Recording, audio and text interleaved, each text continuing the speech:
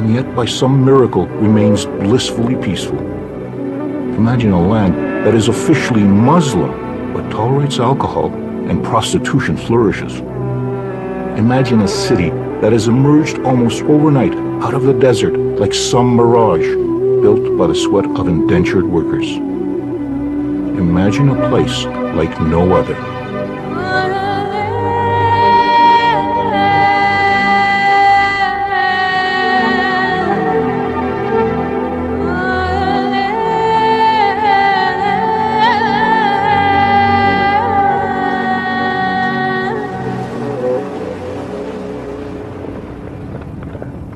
It's unusually quiet this morning at the old Camel racetrack in Dubai.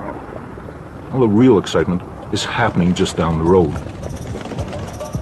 For today is the final meet of this year's racing season. Horse racing, that is. It is also the social event of the year, where the rich and mighty get to mingle with the lower strata of Dubai society.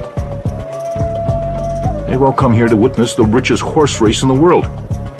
At this year's Dubai World Cup, just over $21 million is up for grabs.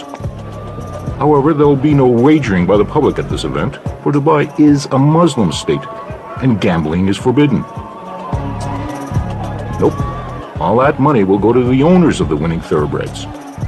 And among those owners is the host of this event, Dubai's leader, His Highness Sheikh Mohammed bin Rashid Al Maktoum.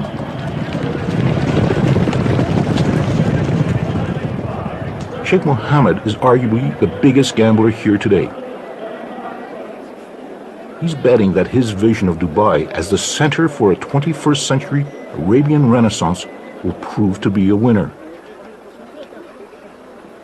Sheikh Mohammed came and said this is now a time for Dubai to go global, to surpass its locality and the region and try to reach to the furthest possible point in the globe. To help fulfill his vision, Sheikh Mohammed turns to the male members of his ruling Maktoum family. They help run what is known as Dubai Inc. For Dubai functions like a family business, but a family business whose CEO is not afraid to take risks. A stunning example of Sheikh Mohammed's risk-taking juts out of the Arabian Gulf.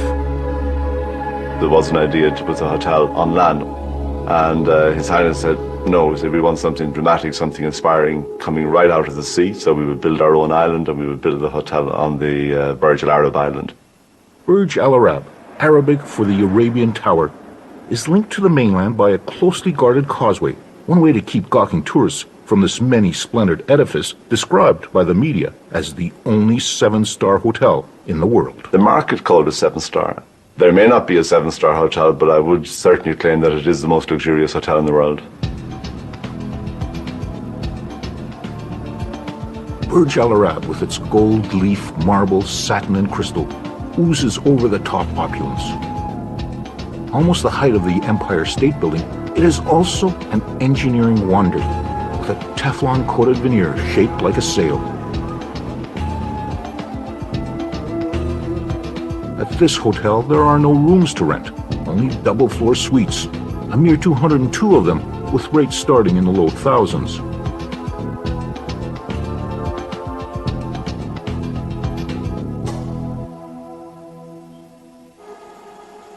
Everything is done to pamper the hotel guests. From the personal butlers, who are on call 24 hours a day, to a fleet of hotel courtesy cars. Well, not just any fleet, for after all, this is Sheikh Mohammed's very own dream hotel. Sheikh Mohammed said they have to be white and they have to have blue interiors. So you will notice all of our Rolls Royces, I think we have 16 of them now, including the new Phantoms.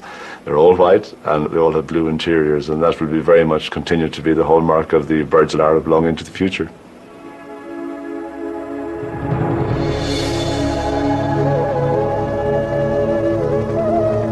Arriving or departing guests who would rather avoid being stuck in the world-class traffic jams of Dubai can opt for an alternate means of transportation. The hotel's helipad is used sparingly. Guests complained about the noise. The helipad, though, was the site of a great publicity stunt. The Agassi Federer tennis match put Burj Al Arab onto the newscasts and front pages around the world and helped consolidate the name of Dubai as a brand. This is one city that has done its share of marketing and promoting itself. So, the attraction comes with the good marketing and the good selling of Dubai. Dubai's biggest promoter and ruler, Sheikh Mohammed bin Rashid Al Maktoum, is the latest in a line of the Maktoum family who've reigned over this place. The Maktoums first arrived at this tiny port town more than a century and a half ago, and through most of that reign, there wasn't much about Dubai worth promoting. Well, going back into history to the 1950s, the place was radically different from what it is right now. It was just a simple city of no importance at all. And when you talk about poverty, then, you could smell and you could see and you could sense that people were really in subsistence, and there was hardly anybody who was educated at the time. My father never had any formal education. He didn't know how to read or write. This was a town of no distinction, a desultory home to traders and pearl divers, with the occasional pirate or smuggler taking refuge along the shores of its creek. And then in the mid-1960s, a small reserve of oil was discovered in Dubai, paltry in comparison to those of its neighbors in Abu Dhabi or Saudi Arabia, but big enough that Dubai's leaders saw a chance to transform his desert land. Sheikh Rashid was the founding father of modern Dubai. He was a businessman, he focused on economics, and this is where Dubai is different. It has a focus. Economic is the focus of Dubai. Sheikh Rashid started modernizing the city. New roads and buildings sprung up, and a brand new harbor down the coast was created. When it opened, it was the biggest man-made port in the world, and gave Dubai its first entry into the record books. In the early 1970s, Dubai joined with 6 surrounding emirates and formed a state called the United Arab Emirates. Of the group, Abu Dhabi might have had the most oil, but Dubai had the drive and ambition. By the 70s, Dubai saw a flood of foreigners turn a sleepy town into an instant city. These early expatriates, or expats as they are known, came mostly from South Asia and surrounding countries like Iran and Iraq. They and all the other expats are here because in this tax-free port city, they see that they can make some real money. So this is a transient place like any ports in the world is. Port cities usually are cities that bring in people on a temporary basis, and after they make it, they go back to their own country.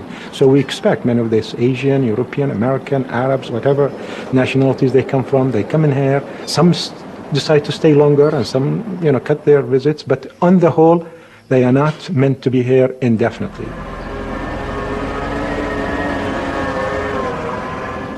That's certainly what Hans Krauss, an architect from Canada, thought when he arrived in the early 90s. This was going to be a temporary job for him. 16 years later, he's still here. I came in July 91, and Dubai is basically unrecognizable. It's a completely different town.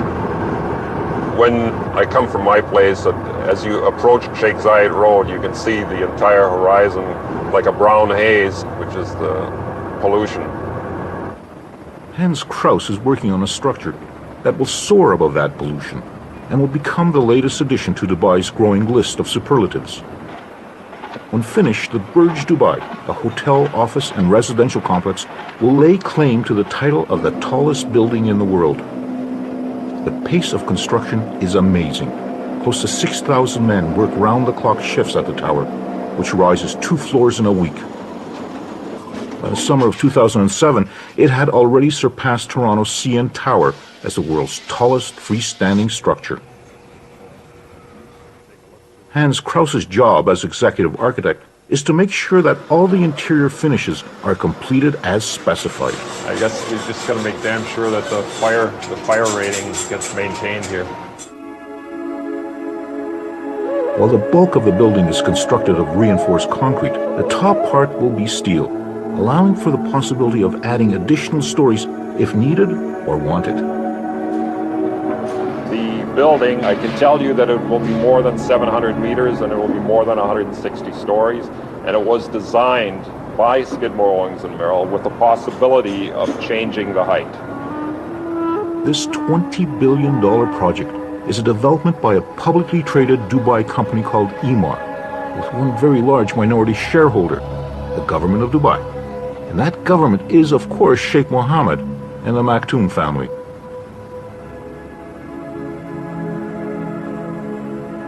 Even before the first level of the Burj Dubai was completed, virtually all the apartment units were sold out in 2 evenings.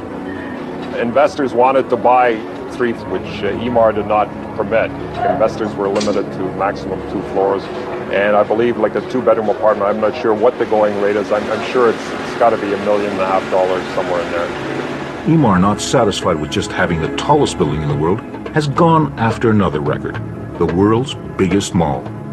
Dubai Mall, a 12 million square foot monster, will dwarf the 30-odd malls already in business in Dubai, including the city's current favorite, the iconic Mall of the Emirates.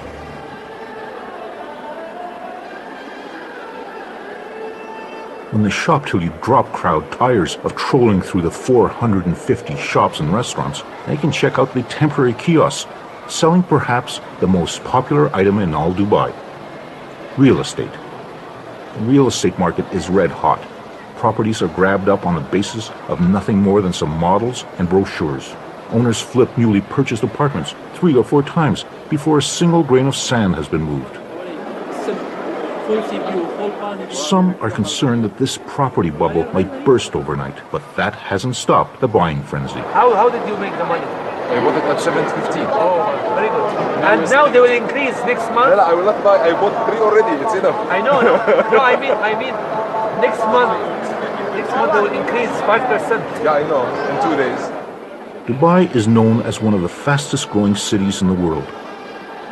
This massive urban development is driven by Sheikh Mohammed's decision to turn Dubai into a hub for finances, services, and especially tourism.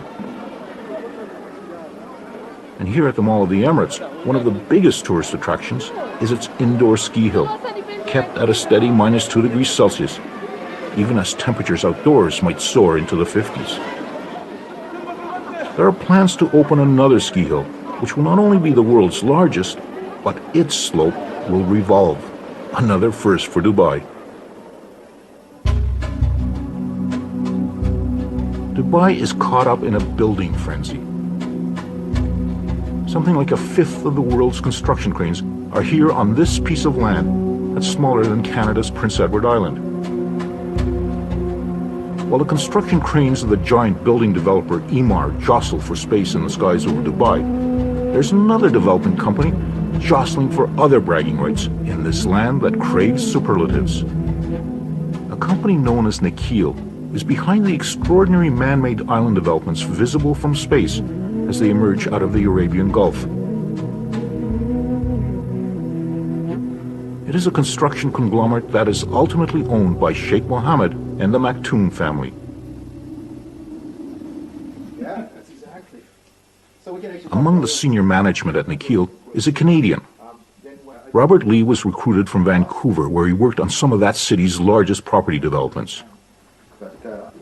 The biggest difference that anybody goes through when they first come here is a sense of timing. The typical real estate development in North America and other places would take between 5 to 10 years. Here, it's 3 years. So everything you do is a lot compressed, and you got to do it fast. As quickly as building plans are announced, they are gobbled up by voracious buyers, eager to indulge in Dubai's real estate banquet. And by far the most coveted properties are those that have some view of the sea. If you look at Dubai from one end to the other end, it's about 65 kilometers of shoreline. That's it. So the mandate was to create additional beachfront land because water is considered life. So we have this. In the beginning, we actually created an island like this. I was saying, hey, this looks great. But what we've been mandated is, no, create the land that has a maximum linear frontage of water. So do it this way. So what doing this way, you actually create waterfront real estate that's much greater than anything you can imagine. Sheikh Mohammed was behind the plan to move desert rock and sand to the sea. Another plan was to move the sea to the desert. Although it's middle of the land, the developer Nakheel has pumped seawater into this area, and every house actually has a waterfront view. One of those houses with a waterfront view belongs to Robert Lee. When this house was first marketed, this was just nothing but desert, and it was marketed about $700,000. We're sitting on a quarter acre. House is about 5,000 square feet, so it's considered estate lot. Now it's about $2.5 million in 3 years. 27. So what's so cold about it? I think there is a overriding feeling from people who are coming here and saying this is just temporary place. I am here just to make money, 2, 3, 4, 5 years, and I'm going to be out of here. When my bank account reaches a certain level, that's it. I'm back. For many expats, Dubai is like some kind of economic oasis, a place to stop briefly, replenish the bank account, and then move on. Sometimes I feel somewhat lonely and then think about our families in Vancouver. So my heart is always in Vancouver. I really want to go back. Yeah. That's why we go back every summer. I really want to go back for good. Yeah. My time is numbered.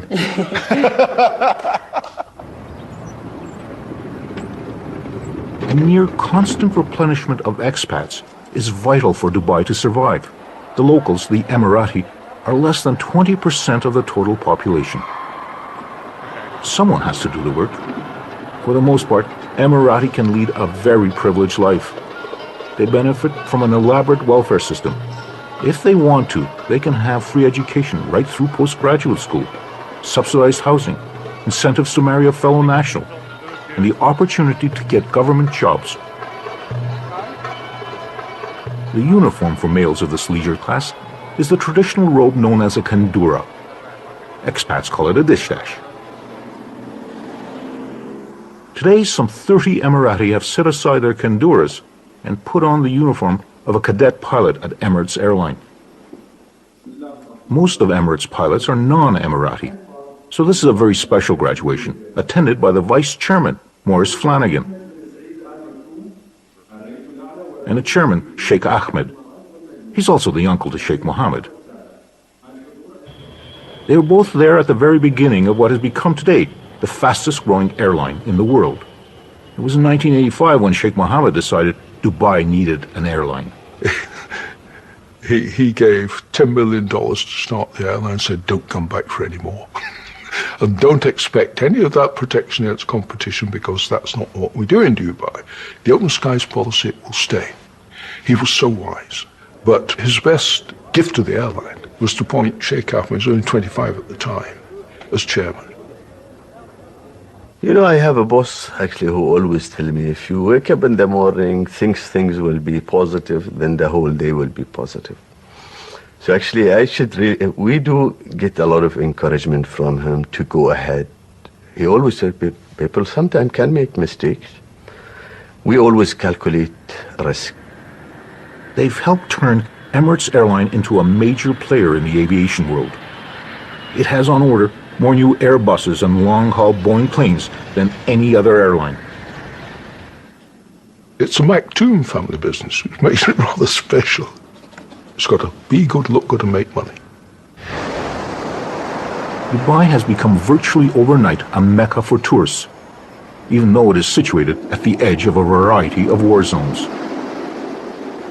Attracted by the beaches and various Disney-esque entertainments, Dubai's biggest draw remains shopping.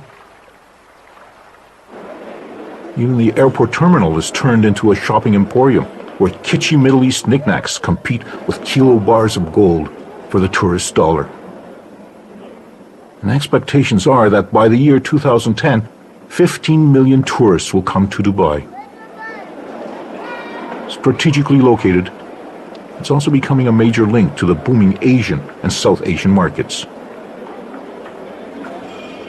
We're trying to make Dubai a hub for the region. We are courageous to do things here in Dubai on such a big scale. When we announce it, it makes the news in the rest of the world.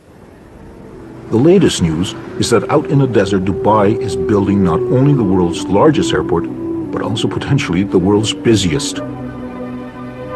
Eventually, it will accommodate something like 145 million passengers a year. People say, you don't talk about airports more than 100 million a year. We talk about this stuff in Dubai.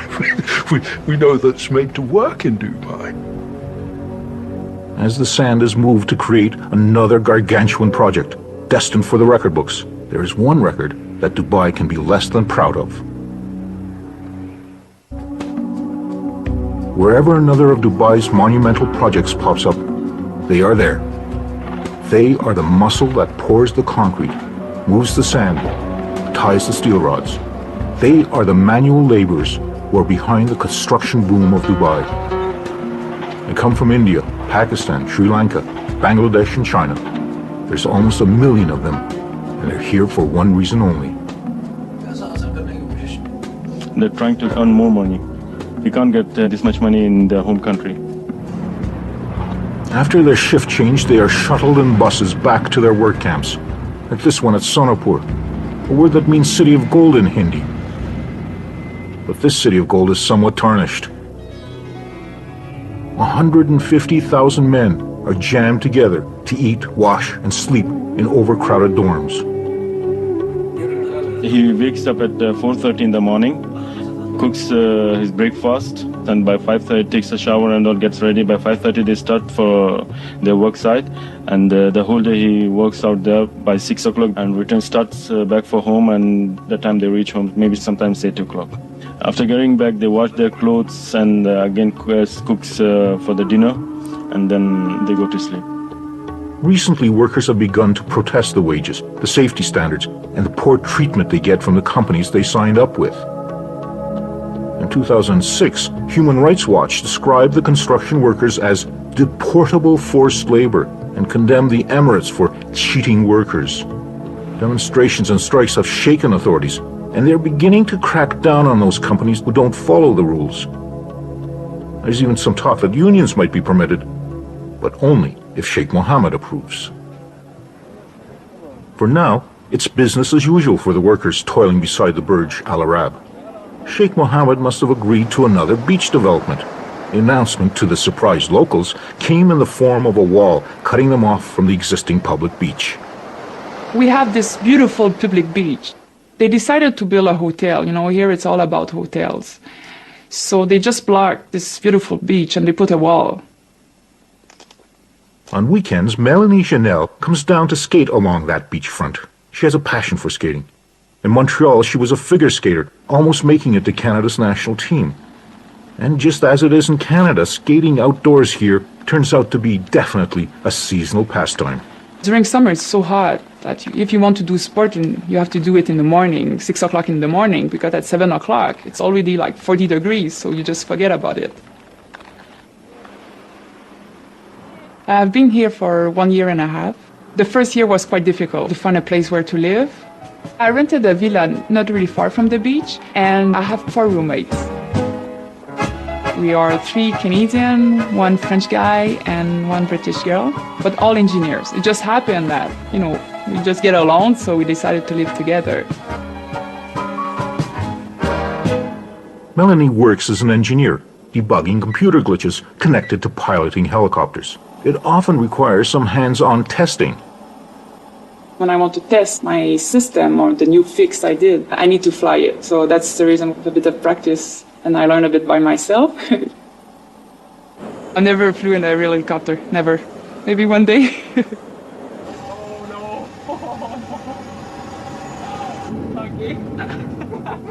Simulators can help pilots prepare for real-life situations. But there's no simulator that prepares expats for the realities of the Great Divide between them and the local Emirati. At my work, there's no Emirati. Yeah, there's just no opportunity to meet them. You know, the culture is different. Yeah, they are different. Adding to the cultural divide is a slew of local rules expats are expected to know and follow. So they have a lot of regulations for us, which is normal, you know, all these strangers coming to your country. So we need a permit for the alcohol. Everything, we need a letter from our company. And they mention about our salary. For the alcohol permit, depend on your salary, you can buy a little bit more per month. So you get a high salary, okay, you can get drunk a lot. But this is also a land which has Sharia law. And it's not just Muslim women's rights that are affected. It's not easy to be a woman here, and especially single. So what I do sometimes, like, everything about car, about the bank, or if I have any trouble, I call my colleagues and they help me. So they just pretend that they are my husband. So I do that often, yeah. Yeah, like here, the culture, the Arabic culture and the Indian culture, they see women differently. And I want to know more about their culture, and especially the women, because it's more difficult to talk to them. You don't see them often. You see them at the shopping center. Otherwise, on the street, they're just in the car and they just don't see inside. We have to understand, like, we are in a Muslim country, so, but it's okay. At the home of Alia Al-Shamsi, it's not uncommon to find her in the traditional Dubai black gown known as an abaya. We wear whatever most women wear, but with just the black on top. We wear it for cultural and heritage reasons. This is part of our identity. A few people think, oh, they're oppressed and this is not a good thing, and, you know, why do I see it like, why not? You know, I'm living here. It's part of the culture. It's a nice thing to show that this is what Emiratis wear. We want to hold on to our culture, but we can't really live that kind of life our grandfathers had, because obviously everything has changed. Alia has chosen to pursue a career in what was traditionally a profession only open to males. When I first said I want to go into photography and I want to become a photographer, they looked at me like, are you mad? Are you crazy? What kind of future can that give you? Working as one of the first professional female photographers in Dubai does have some advantages. I know the people, and being a national makes it a lot easier on me. So I can go into places, I can talk to people, and I can gain their trust. Especially being a woman, I've actually noticed that I gain their trust, because I walk into a house, I walk into a home, and I'm not a threat. I'm not seen as a threat. I'm a tiny little girl with a camera, and then, so they tend to relax. The newest generation of Emirati is not satisfied with following stereotypes. Ahmed Ben Shabib, along with his twin brother, have started Dubai's newest lifestyle magazine called Brown Book. We feel that Brown Book will become a lifestyle medium for communication from the Middle East by a younger generation from within this market to the international population. First of all, it's for people like me. I'm the next generation in the market. I speak English. We speak the international language of business, which is English, and we actually grasp it much easier than Arabic. And we wanted to go global. We wanted to go international. Their other new enterprise is certainly a lot less global in scope. Brown Bag is an online store that delivers within the hour, any hour, within Dubai. So basically it's groceries, magazines, movie rentals. And ever since I launched last year in July, we've rounded up about 7,500 customers in Dubai, and we get about 70,000 hits a week. These are brand new endeavors, breaking with what was the family's traditional business, real estate development. The previous generation came and they joined the family without any questions, without any hesitations. I think we face, as a second generation, a frustration of breaking the norm, whether it be socially breaking the norm or in the business life. And we want to become basically participants to the international community. However, there is one tradition that the new generation is loath to give up. That long white cloak that's been worn by Emirati men for centuries. If you look at us as a new generation, I'm wearing the Kandora. Why do I wear this? I think it's just identifying our roots and trying to communicate our roots, whether it be in our business, whether it be in our social conduct, or whether it be in our lifestyle, whatever it may be. Currently, the fashion is for young, withered Emirati men to doff their headscarves at work. They also seem to have given up on their razors. I think, the stubble, I think Brad Pitt inspired us. No, I think it's just how we express ourselves. And I think I think it's attractive to the girls as well, so. Seeing superficial cosmetic changes might be one thing, but a more surprising change is going on at the battle for the beach. That wall, which put an end to access to the beach, had generated a rare public outcry among the expats. Last week, somebody started petition. And, on internet it can go really, like, a lot of people sign. And I signed. I sent that to all my friends. And lucky we are, they decided, okay, we're going to stop this. They will remove the wall. And then all the expats will be able to go again on the beach. It seems that the man with the unelected supreme authority, Sheikh Mohammed, had actually listened to the people, even if they were just expats. Dubai has become a magnet for the young and ambitious from around the world, drawn by the lure of opportunity and money. It's basically all expats here. So I live here, and this is just one room. Basically what I've got here, I've got my bed. There are 2 side tables. It's a furnished room. And I've got a chest full of my clothes and a fridge. And there's a bathroom on the side. This costs me 5,500 dirhams a month. And I think that's equivalent to about $1,800 Canadian. Devinder Rowe is 31 years of age. After working for 6 years in the pharmaceutical industry in Canada, he's come to Dubai looking for something else. I left a perfectly good position back home. And I'm getting interviews in the real estate sector, in the engineering sector, because they need people. From a professional perspective, there is no better place, I think, in this world to come than right here, right now. And that's why I'm here. People come here when they're single, they can take a chance. They can take a chance on their career, on their professional life, and their personal life. People come here for 2 years, 3 years, and they want to go home. So they work very hard here, but they play very hard. And it's amazing. It's extremely expensive. They're out and about, meeting people at the same time. They realize that they're going to go back to a regular life. It is a hedonistic lifestyle. Money is one side, the other is how attractive you are. And if you're not decent looking, then you don't represent a good image for any company. Apparently now all these plastic surgery, everything is moving here. Everybody's good looking. You go out to the bars and everything, everybody's fit because people are so conscious of what they look like. I find everybody is attractive, except me. With so many South Asians working and living in Dubai, a place that some call the best-run Indian city in the world, Devinder should by rights fit right in. I'm visibly Indian, visibly Sikh. People treat you a different way. You go into the shopping malls, you go into the stores, and you're always the second to be attended to.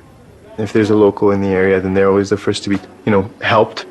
One time I was ordering food, and the food was basically right at the front, ready to go. He was going to bring it to my table, and a local came in, said he can't be served before I am, and kind of moved me aside, and he sat down. They didn't give me my food. They couldn't give me my food until he was served and eating. The Emirati are acutely aware that this tsunami of foreigners is having a profound impact on them and their lives. Many of us, the majority of us, let me say, do not like the fact that we are becoming a minority in our own country. And I think this is one of the negative side effects of this massive growth, this double-digit fast growth that the city has gone on to. So there is a problem because we are becoming something like a 20% in our own country, and it's not a good feeling. Many nationals, they would feel that they are strangers on their own land, especially if they go to the old quarter market. If you go sea of different nationalities, an Arab wearing a traditional cloth will be just a drop in that sea. Some of the aspects also that affected the cultures, the moral behaviors. One would see if he's going with his family to the seaside, that there are certain ways of dressing that are not suitable and contradicts with our religion, with our culture, but it is there. We feel sad that no one says anything about it. It's all the more difficult to speak out since Sheikh Mohammed has decreed that one of Dubai's current priorities is tourism. If you want to be a tourist hub and you want to be a tourist center, you have to provide, the niceties of life. And I think that's just part of it. Anywhere you go, Dubai or London or any big cities, there are, nightlives and there are good lives and there are, it's the soft side of life. And you have to, to attend to that too. With the exception of drugs, internet porn, and drinking and driving, Dubai seems remarkably tolerant of most vices found in the West, including prostitution. But not everyone is happy about it. Of course, it's an offense to see a prostitute either walking the street or being in the hotel, or dressing or calling her clients publicly, and it's outrageous to find such a thing in Arab and Muslim country. One nightclub had become particularly notorious. Every night, up to 600 women from former Iron Curtain countries in Asia, officially here as kindergarten teachers or domestic help, would show up to work the night shift. No one is saying why it suddenly closed its doors, but prostitution continues to thrive, even though it is officially illegal. And if that's what attracts the expats and what makes them feel comfortable, and if that's their business and if that's what they want to do, so be it, This is not an invitation for the Muslims to be corrupted. If they don't want to touch these places, there are plenty of mosques, there are plenty of prayer places that you could go to. So you don't have to go to the bars and to the nightclubs and to the what have you, So I think this is a place that have recognized that diversity is essential. Non-Muslims are allowed to practice their religion. Virtually every Christian denomination has a house of worship. There's even a temple that Sikhs and Hindus use, but still no synagogues. And it's still officially forbidden to enter the country using an Israeli passport, although there are no prohibitions against Jews traveling to Dubai. This is also an experiment in social tolerance. People that don't get along with each other outside, they come in here and they get along with each other extremely well. A rich brew of war, instability, and terrorism bubbles in the region that surrounds Dubai. This is a region that is very volatile. This is a region that is full of crisis. Why Dubai has stayed out of it, that's, a miracle of a sort, and I hope it stays that way. I hope nobody comes and tampers with the security and the safety and the stability of this place. The American carrier battle groups that patrol the Arabian Gulf around Iran and Iraq have made Dubai a regular port of call for servicing ships and shopping sailors. Its importance has even been publicly recognized by a prominent supporter in Washington. They are a key partner for our military in a critical region.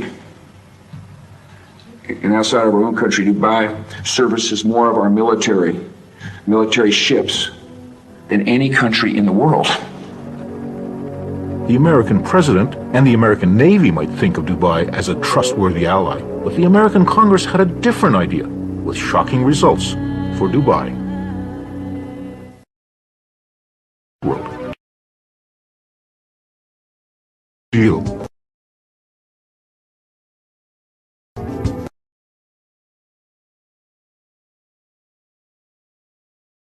A political firestorm broke out in Washington. Security concerns, ultimately scuttling the deal. Honestly, we have been disappointed. We really within misconception. There,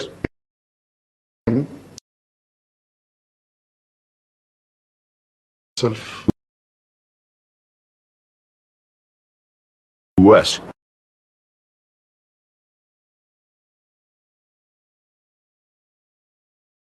Which just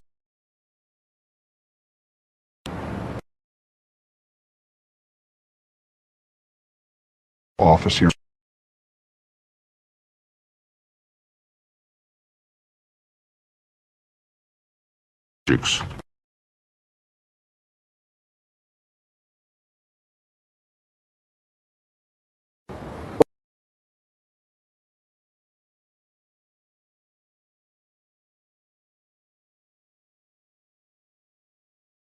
Of the For us,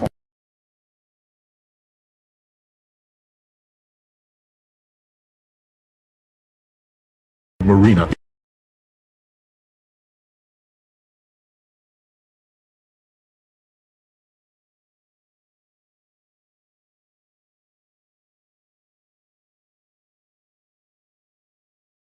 Begin with.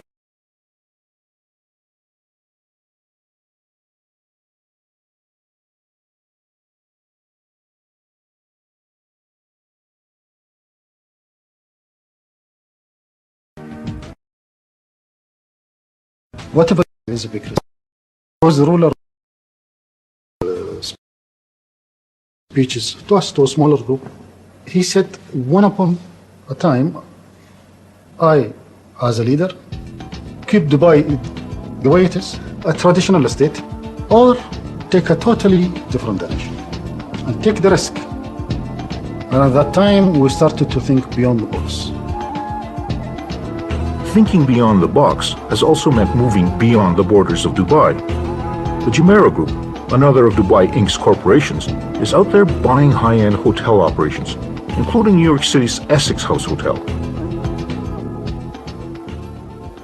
Bourse Dubai, a Dubai Stock Exchange holding company controlled by Sheikh Mohammed, is in the process of buying almost 20% of NASDAQ, one of the U.S. key stock exchanges, and almost 30% of the London Stock Exchange.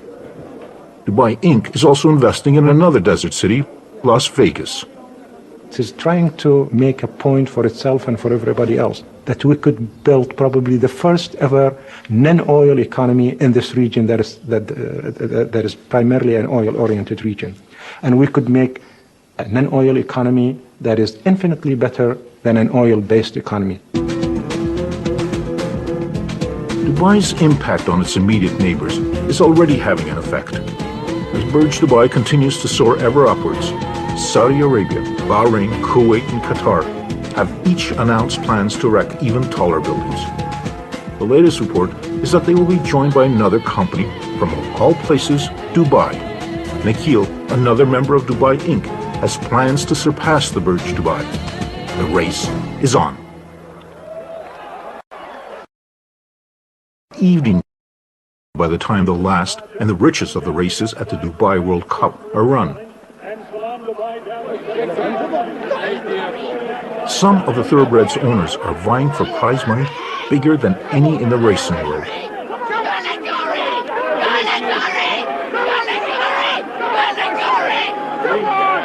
But Sheikh Mohammed is betting on something even bigger, a city-state unlike any in the world today.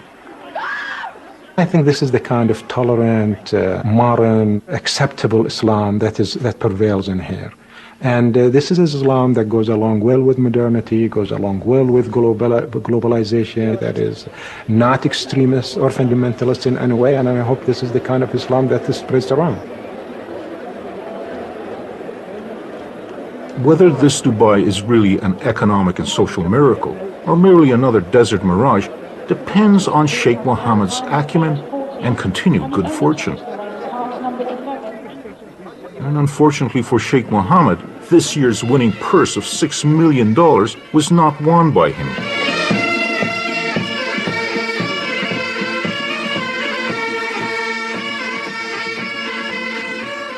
However, the money will stay in Dubai, for tonight's big winner just happens to be Sheikh Mohammed's brother.